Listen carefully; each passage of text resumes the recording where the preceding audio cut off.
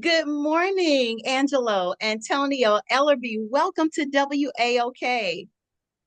Listen, my love, it is no more than a pleasure to be a part of you. And I thank you so very much for entertaining me this morning. And I say hello to all of your listeners and your followers on social media. Thank you, Angela. I appreciate you. Oh, thank you. So, you are a fashion designer, a manager, an executive producer, a filmmaker, an award winning author, a media guru, a history maker, and a whole institution. You Oh, know, that's my what goodness. you know, that's what they say. That's what they say. And I'm always willing to take those compliments. But you know what? What they don't say is that I'm a child of God. That's what Okay. they don't say. Okay. And that's the serious side of me. All the things that I've been able to accomplish in my 55 years of being in the music industry and the entertainment industry, no one mentions the importance of where I come from, who delivers me, who speaks for me, who thinks for me. And it's no more than the magic and the faith that I believe in the man above. All right. I like that. So tell us about how Miss Eva's influence on your life helped you achieve all that you have in your life, all of these wonderful titles that you have. How has Miss Eva's influence helped you with that? My mother, for me, was everything that God planted inside of her. And she delivered it not just to me, but she delivered it to her six children. My mother was romantically in love with her last born, which is I. And my mom used to come in my room each and every single morning, like 6 o'clock in the morning. And she would wake me up and she would say before she goes to work, "Did I tell you that I loved you?" And I would say, "Mom, it's 6 o'clock in the morning. No, girl, you didn't tell me that, but I love you too." And those were the kind of forces and the kind of energy that she embedded into me to let me know she accepted me, she loved me, and she wanted me just to go and be the sprout as she planted the seed and watered me every single day with her love and her devotion for me. My mother, they say I'm the institution. My mother was the institution. She taught me, she taught me everything that I teach to everyone else each and every single day. As after her passing, I remember at her funeral site, I stood over her and I said, "Mama, if you always said that I was great, but for you, I'm going to be the greatest." And I try to hold on to that. I try to live with that because she poured so much into me. And I tell these young kids today, love your mother and father, honor them. And your days will be as long as you want them to be, but you got to honor them, respect them, because that's the energy, that's the engine that moves your life. And so, yeah, my mom was instrumental in the betterment of my life, and I love her to this day. Oh, I bet you do. So you studied fashion at the New York Fashion Institute of Technology. And I was wondering, how did that lead you to working with some of the biggest names in the entertainment industry and landing some of your work in some of the biggest publications in fashion? Well, I have to give that back again, back to my mother and my older sister Rose, who my sister Rose was a ebony fashion fair model. And I was always influenced with fashion. Always thought that fashion was going to be the door opener for me. As I saw the door opening for my sister, I followed in pursuit of it. I love clothes. I remember it being in like 17 years old, and there was a store called Macy's. Well, they call it Macy's now, but back then they called it Bamberger's. And they gave me a credit card. When they gave me this credit card, I each and every single day would get on the bus, go downtown Newark, and I would buy clothes every single day. And I never thought that I would have any problems in the future with this credit card. I mean, every day I went down there. After I got out of school, I went down there and I got something new every single day. Yeah, I learned the hard way what it was going to do to my credit as I got older. But clothes has always been, excuse me, very important to me. I mean, I think when you dress well, you feel well, you look well, you be well. Mhm. And so clothes was always very important to me. And I just remember when I was 17, 18, 19, 20 years old, I got into women's apparel. My Mhm. clothes sold in major department stores like Henry Bendel's and Lords and Taylor's. And there was a store that initially took me on out of Jersey called Mhm. Jams and Company. And they took all of my evening wear and then we started to get press on it. And Mhm. I was, my mother always said to me that all of her children had to be contributors. It Okay. was it was seven of us. Okay. So I never understood why my mother would take the phones to work with her. She would take the phones out of every room in the house and take it to work with her. I never understood why she did that. Why did And she then do one that? day, but she did it because she said it was seven of us. Could you Uh-huh. imagine if seven of us got on the telephone every single day? We wouldn't have a phone. But every day she would come home from work, she would plug the phones in. And Uh-huh. so my thing was to exercise my right to entrepreneurship and designing clothes so that I could give and contribute to the family. She Mhm. believed in a family's worth, and she believed very much in a collective thought, and a collective identity to all of her children. We all had to go and work, and Mhm. we had to contribute. I honor my brother, who I love so very much, and he passed just this year. My brother worked as a janitor at the YMCA in Newark, New Jersey, and he would work to give my mother money to take care of me and my sisters. Oh. And my brother I didn't understand my brother back then, but as we got older and he saw some of my accomplishments, he Mhm. used to call me every morning, Angela, and he would say, I'm so proud of you. I love you so much. And if he would see me on television, I never, he was so proud of me. And I learned how proud he was of me in his last days. Oh. He would call me up and say, I love you, brother. Brother, I love you. I love you so much. So one day I went up to the hospital Mhm. and I have this ring that my mother and my sister gave me, right? Mhm. And he said to me, he said, I like that ring. And I said, Mom gave me this ring. Yvonne gave me this ring. He said, can I wear it? I said, absolutely, you can. Mhm. I took it off my hand and I gave it to him. Mhm. When he passed away, his wife called me and said, your brother wanted to make sure you got your ring back. Oh. And she sent it over to me. My brother and my mother and my older sister Rose were just the anchors of my life. They were the Mhm. anchors of my life. They loved me. They loved me more than I loved me. They Oh. taught me what love was about. They told me how to fall in love and be romantically in love with who I am. Uh-huh. They accepted me. They loved me. They molded me. They strengthened me. They enabled me to do all the wonderful things that Oh. I've accomplished in my family.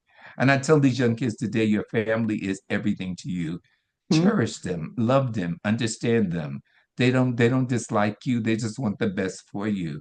And thus, this is where I'm at today, loving people, sharing love, and giving people the kind of motivation that they need to have in order to accomplish. That's wonderful. So, with your fashion background, are you one of these people that you can just look at somebody and you can just dress them from head to toe in your mind's eye? Absolutely.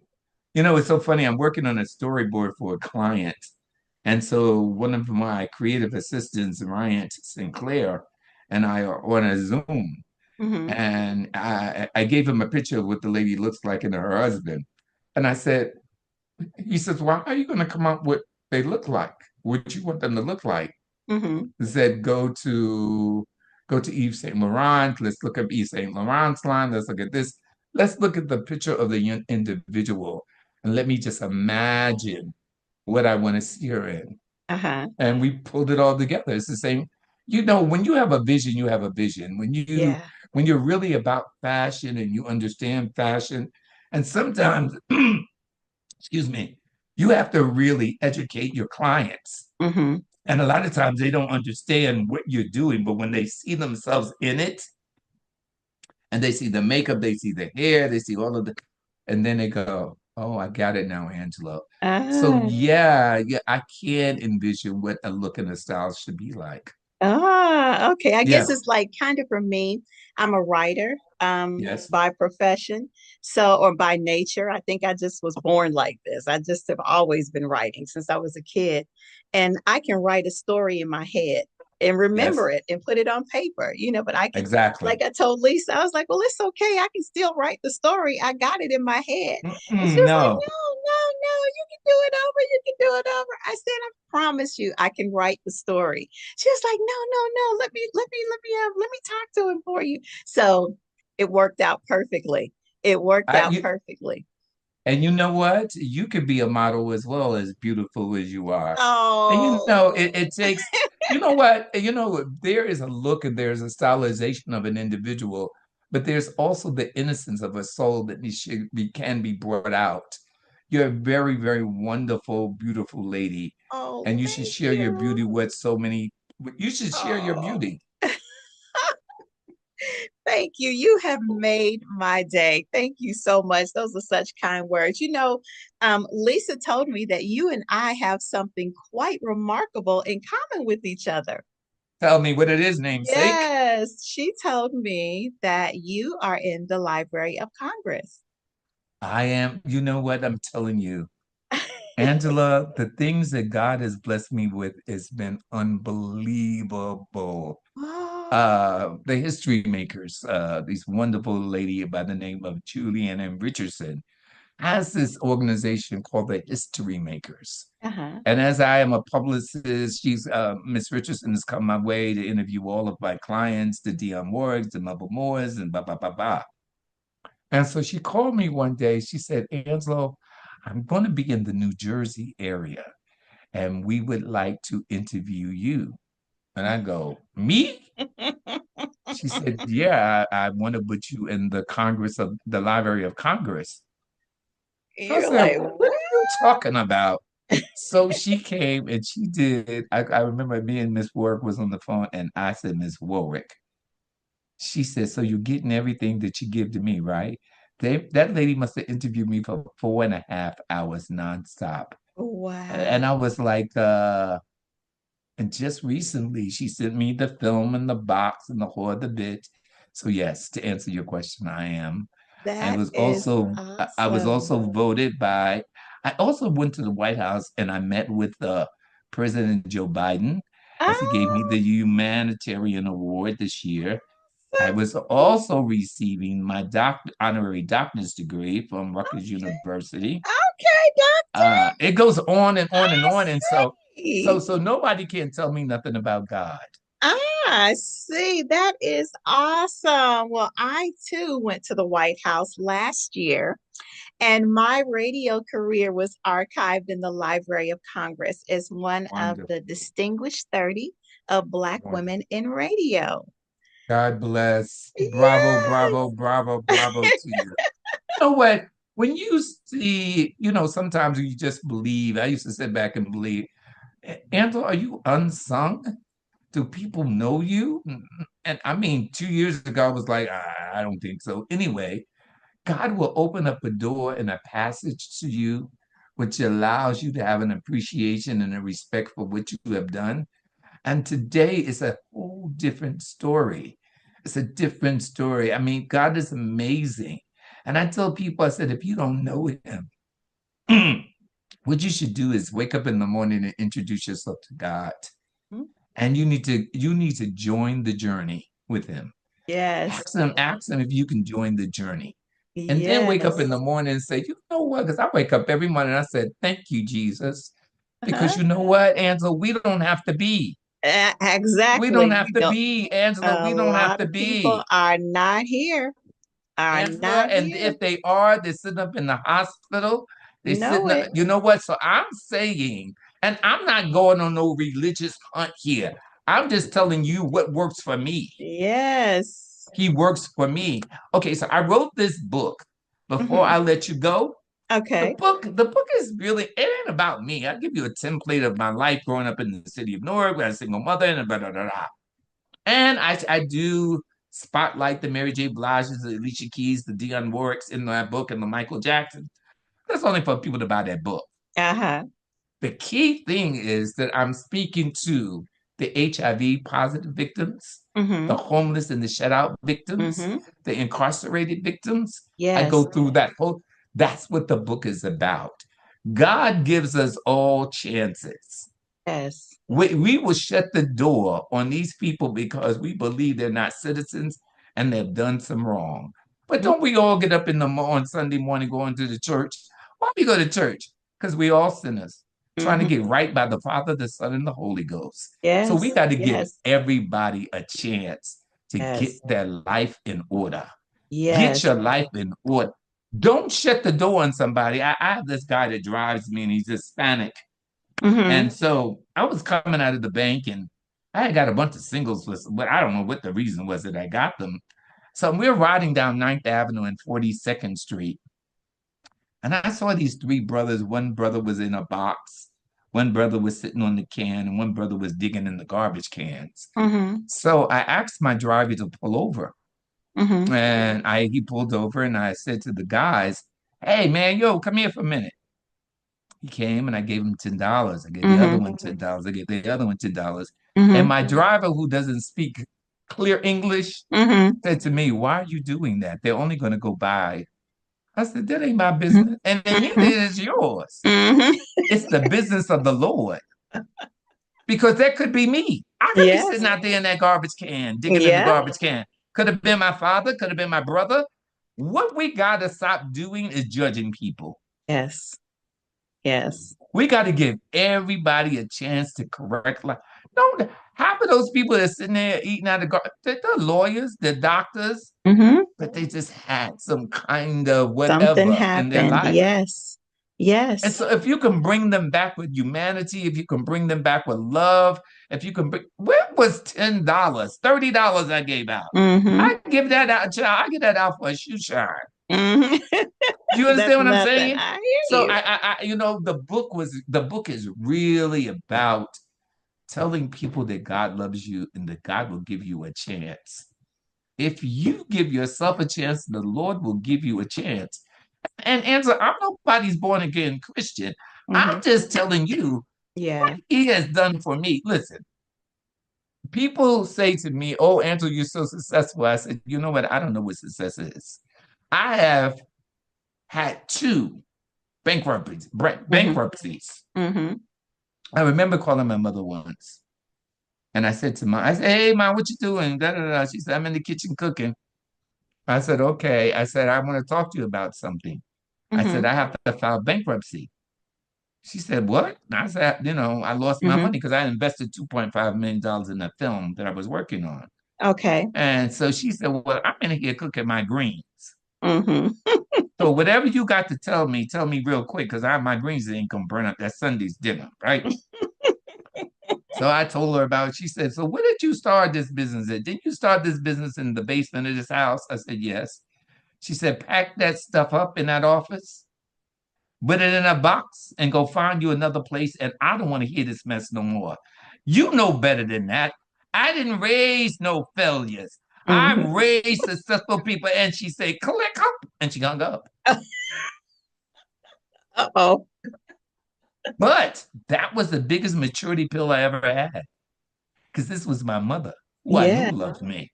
I know she loved me, but she was not going to fall in the prey of me. Mm-mm. Yeah. I went and I found a place on Fifth Avenue. And I Mm-hmm. called her up. She said, "Oh, you got it together now? Okay." So what I'm saying to you, Mm-hmm. there is never failures. It's only experience. Exactly. There Because is you no learn failures from in your life. those. You learn from them all and you Yes. apply it and you share that with other people. I'm sharing all of my trials, tribulations, everything with everybody. Mm-hmm. There's no secrets. Here's the antidotes. Here's the travel that I went through. Please read it. Understand what I went through. I don't want you to go through what I went through. Right. And you got to remember racism is still apparent. It's Alive still and kicking. real. And Alive and kicking. I'm telling people that we have to, they used to give this thing about it takes It takes a village to raise a child. And I say, what does it take to raise a culture? Mhm. It takes a lot to raise a culture. It takes a collectiveness. It takes community. It takes people coming together and understanding the direction of life. I just remember many years ago, there was a guy by the name of the Honorable Elijah Muhammad. Mhm. People wanted to talk about this racism, and he was, you know what he was trying to tell you? He was trying to tell us as a collective, you got to have your own. Yeah. You got to have your own cleaners. You got to have your own this. You got to have your own that. And Yes. then that's all he was trying to tell us, just like the Jews, just Yes. like the Italians, just like the Asians, just like the Spanish. We don't have our own because we're separated. Yes. You Yes. understand what I'm saying? And so I just want people to understand the importance of Yes. being a collective and raising a culture. We Yes. have been denied about and with regard to our culture. Yes. We've been raped and robbed since God knows 200 years ago. Yes, we have. We talk about gospel music, we talk about blues, we talk about jazz, we don't get none of that. They Hmm. got it all. Yep. Their kids can Stole it. go to Ivy, yeah, their kids can go to Stole it. Ivy League. Yeah, And they can still go to doing Ivy. it. Oh, and if you think it's a parent back then, what the hell do you think is going to happen in Mm. the year 2025? Wake up. Wake up, somebody. Wake Somebody need to up. wake up, or better yet, go to sleep and don't wake up. Yeah. Listen, I want to tell you that I want an autographed copy of your book for sure. Oh, I I absolutely. You make definitely sure, want a listen, copy. make sure the Lisa gets your address. Okay. I will autograph this book and send right back to you, darling. You Awesome. are a Awesome. sweetheart. You're a pleasure. And I just hope that people in your community enjoy you the way that I enjoy you. Oh, I thank you. appreciate you. I really do appreciate you, darling. Thank you Thank so you. very I much. appreciate you telling me that. So before you go, I want to ask you about your work that you've done with the LGBTQ community. What is the most significant contribution that you've made to that community? What would you say? I would think within my communities in New Jersey and abroad and nationally, that I'm here to stimulate and educate and motivate people to the awareness of the not just the community, but the illness that has killed our community. I Hmm. am into striving hard to.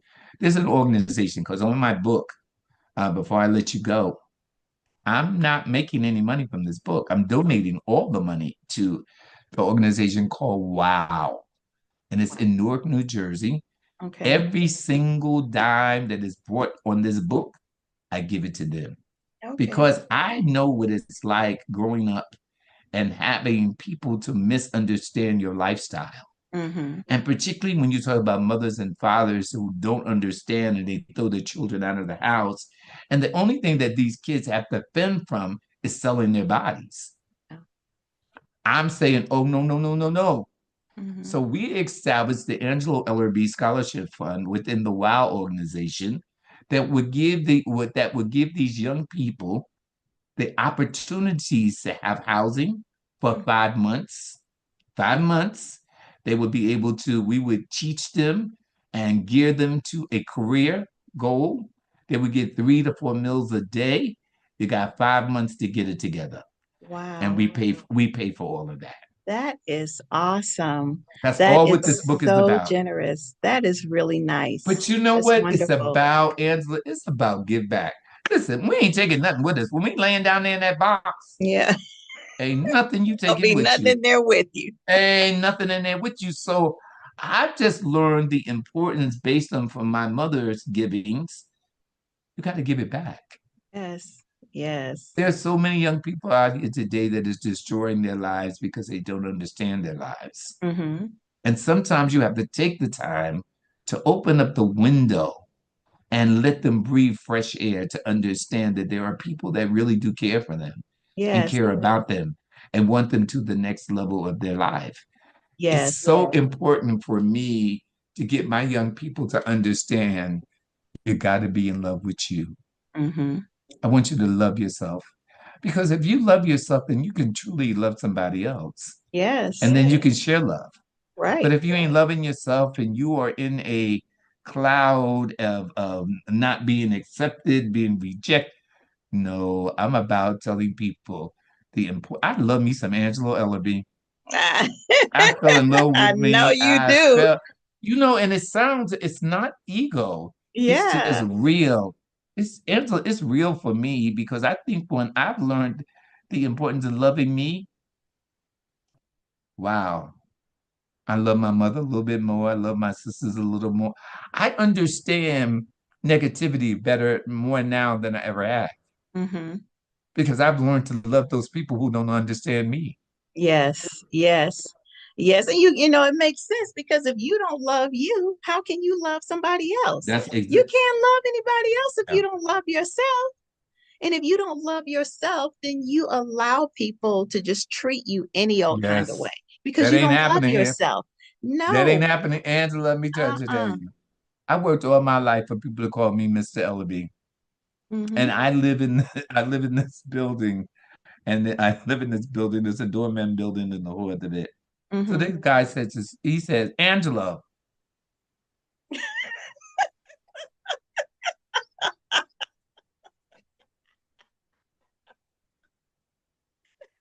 So I don't know who you're talking to. I said, are you speaking to me? Oh, no, no, no, no. You must address me by my last name. It's Mr. Ellerbee. Okay. I worked for that. Okay. And it's only two black people in this building. So why are you so comfortable in thinking you can call me by my first name? Yeah. Because you, that man over there, you just called him Mr. Weinstein. Mm-hmm. Mr. Weinstein. You're gonna Mm-hmm. call me Mr. Ellerbee All right. until I tell you anything different. Okay. Hello. It's called respect. Yes, it is. And you have to demand it. You You have have to to demand demand it because it. if you don't open up my mother used to tell me a closed mouth is an unfed mouth. That's true. That If you is don't open true. your mouth and say what you want, I guess you're gonna go hungry. You will. So tell our audience where they can pick up your book. We're almost Oh, out of go to time. Amazon, everybody. Go to Amazon for Christmas. Go to Amazon for New Year's. Um, my book is called Before I Let You Go.